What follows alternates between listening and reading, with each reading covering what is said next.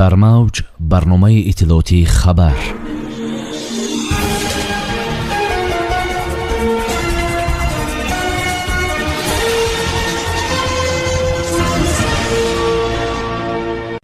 сардори хадамоти иктишофии Тоҷикистон ба Покистон парвоз кард. мутахассиси маъруфи эронӣ метавонад мураббии тими миллии Тоҷикистон шавад. раиси вилояти Суғд бо беш аз 1000 мақомдори дигар ба ҷамъоварӣ пахта рафт. вазорати тандурустӣ дар Тоҷикистон коҳиши коронавирусро сабт кардааст. дар Русия барои муҳоҷирон концлагер сохтанд. طالبان سنگ مزار مسعود را برقرار و محافظتش را پرزور نمودند. با شرح بیشتر این خبر و رویدادها با شما هستم مرتبه رحمان و سلام.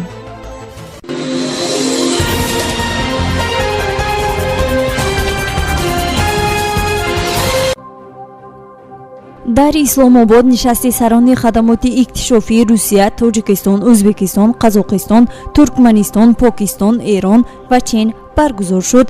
در این باره ایندیا تودی خبر می‌دهد. بنا به گزارش روزنامه، تشبسکاری ملاقات دیرکتور خدمات اکتشافی بین اداره پاکستان گنرال فایز حمید بوده است. اشتراک کنندگان واخوری وضع ناآرام افغانستان را محاکمه کرده، عاید به رخدادهای آخر جمهوری همسایه تبادل افکار نمودند و همچنین چاره‌های ضروری برای صلح و ثبات پایدار در منطقه را بررسی کردند. هفته قبل مقامات پاکستان علاقه چنین یک چاره‌بینی برگزار کرده بود، اما روسیه در آن اشتراک نکرد. نمایندگان کشورهای همسایه جمهوری در یک کنفرانس کاغانی آنلاینی بخشیده به افغانستان جمع آمدند.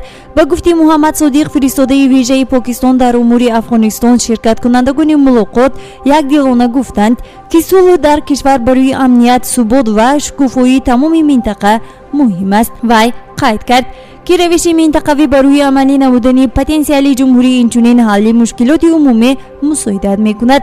محض محیط آسایشده در افغانستان به همگرایی اقتصادی، رابطه‌های قوی آدمان، افزایش تجارتی و رابطه‌های منطقوی تکان میبخشد.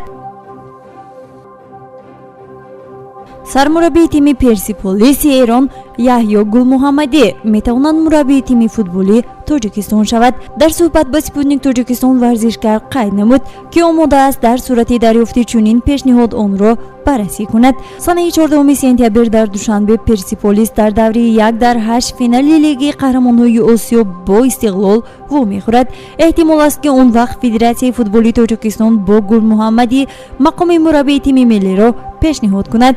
مربی سابق دسته عثمان توشیف بنابر با رسیدن شرطنامه‌اش در نیمه ماه می از وظیفه‌اش کنار رفت و به باشگاه نورافشان ازبکستان گذشت. به تیم او دلیر قایسوف که به حیث یاور مربی در تیم ملی تاجیکستان کار میکرد و مربی دروازه‌بان علیشیر تویچیف که چند پیش خوجند را ترک کرده بود همراه شدند. علاوه بر این به توشیف مربیان بخارا میراسلام حسنوف و سهراب قابیلوف کمک میکنند. یادآور میشویم که رفتن توشیف قریب 6 ماه گذشت و تیم ملی تا حال مربی نو پیدا نکرده است.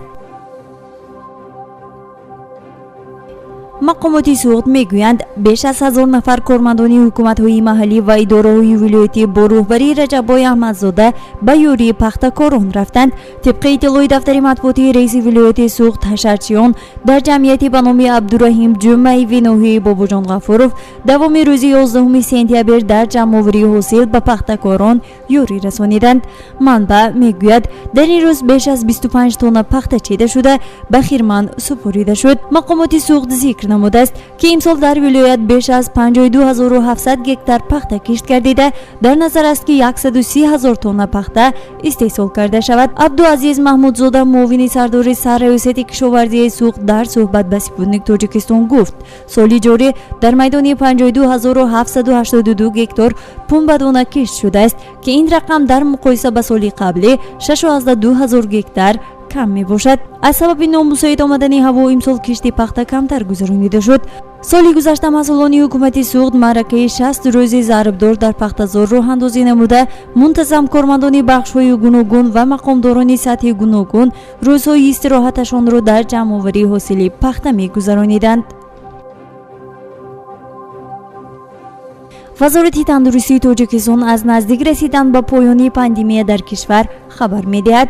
тибқи иттилои ниҳод давоми 24 соати гузашта дар кишвар танҳо ташхиси коронавируси 10 тан мусбат шудааст. ҳамин тариқ дар маҷмӯъ аз оғози панҷшавии пандемия дар Тоҷикистон 17064 нафар бо сирояти нави коронавирус бемор шуданд.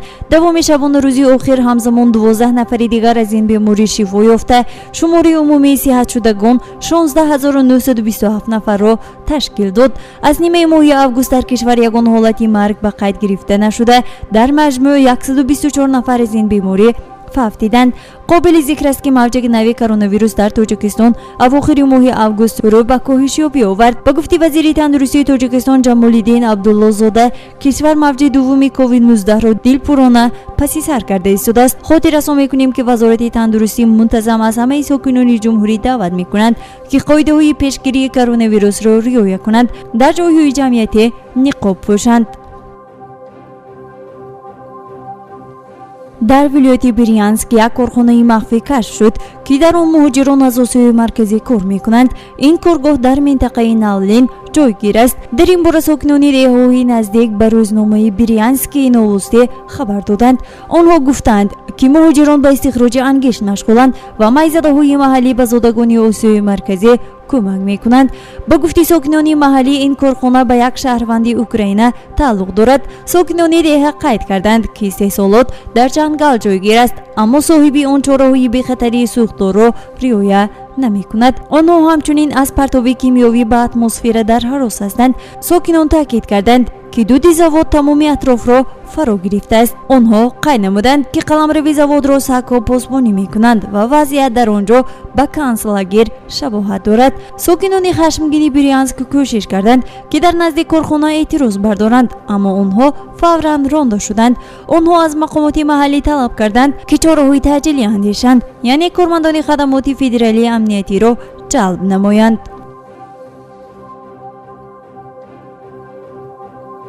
афроде ки дар тахриби санги мазори Аҳмадшоҳ Масъуд даст доштанд муҷозот шуданд. хабар дода аз Ҳерат Таймс бо такя ба Толибон. ба иттилои манбаъ, санги мазор барқарор гардида дубора дар ҷояш насб шудааст. шабакаи телеграмми Спутник Афғонистон бо нашри акси мақбара аз қавли Ҳерат Таймс овардааст ки муҳофизати мақбараи Аҳмадшоҳ Масъуд пурзор шудааст то аз такрори тахрибкорӣ ҷилавгирӣ гардад. қаблан хабар дода шуд ки аъзои гурӯҳи Толибон сарпӯши шишагии мақбара ки ояи Қуръони Карим дар он ҷо навишта шуда буд шикаста, ҳамчунин санги мазорро пора намуданд. қаблан вазорати корҳои дохилии Афғонистон изҳоротро дар бораи тахриби қабри Масъуд аз ҷониби ҷангиёни Толибон рад кард, аммо навору аксҳо аз мақбараи тахрибшуда ба воқеӣ будани ин хабар далолат медоданд. аммо Толибон нахуст аксу наворҳоро қалбакӣ ва фотошоп хонданд, вале дар ниҳоят тахрибкориро тасдиқ намуда изҳор доштанд ки сангро ба Кобул бурда барқарор месозанд. шунавандагони азиз, ҳамин ҷо мерасем ба фарҷоми барномаи иттилоотии хабар. то барномаҳои дигар тансиҳату пирӯз бошед. хайр. барномаи иттилоотии хабар аз рӯйдодҳои Тоҷикистон, минтақа ва ҷаҳон огоҳ бош.